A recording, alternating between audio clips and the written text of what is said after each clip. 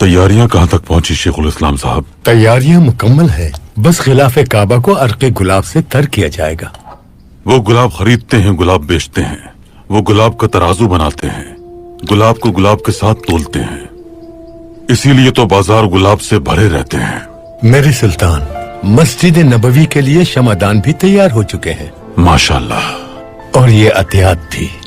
अल्हम्दुलिल्लाह।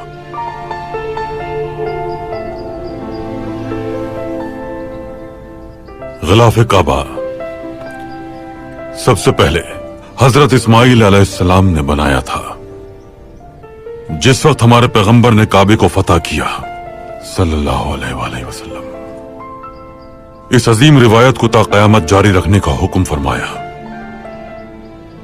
हमारे पैगंबर ने हम मुसलमानों को 3 तोहफे अता किए: कुरान मजीद, सुन्नत और उनके अहले बैत। इन खूबसूरत तहफ़ की हिफाजत पर मामूर हैं हम, और इन अजीम तहफ़ की वजह से हमारे दिल ईमान की रोशनी से मुनव्वर हैं। सुल्तान मौसम, हम कोई हदिया भेजना चाहे तो क्या करें?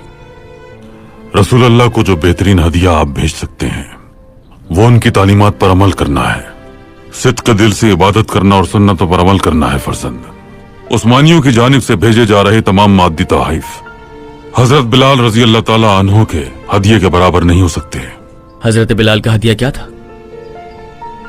सिया बरे आजम का खूबसूरत आंखों वाला बच्चा।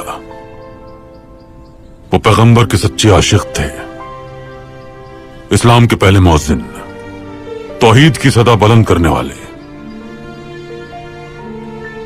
पैगंबर अकरम के विसाल के बाद सल्लल्लाहु अलैहि वसल्लम हजरत बिलाल दोबारा अजान न दे सके, मदीना में कयाम न कर पाए, शाम की जानिब चले गए।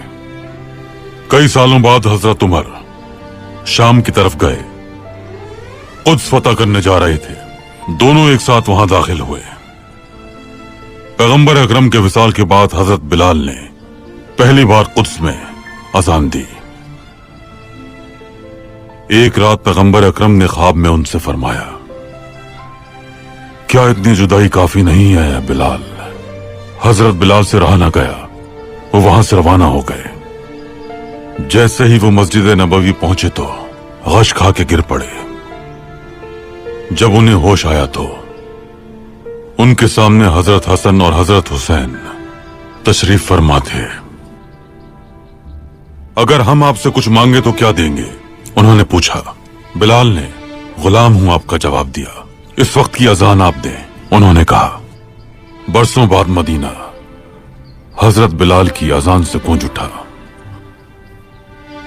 लोगों को ऐसा लगा जैसे पैगंबर अकरम का जमाना वापस आ गया हो। सब मस्जिद की तरफ भागे। मदीने की गलियों में बिलाल की आवाज गूंज रही थी। उन्होंने ये हदिया पेश किया अपने आका के लिए। अच्छी तरह कुरान पढ़ना निहायत अहम है। खुशनसीब है वो जो इसे वसीला बनाए। अल्लाह हम सब से राजी हो।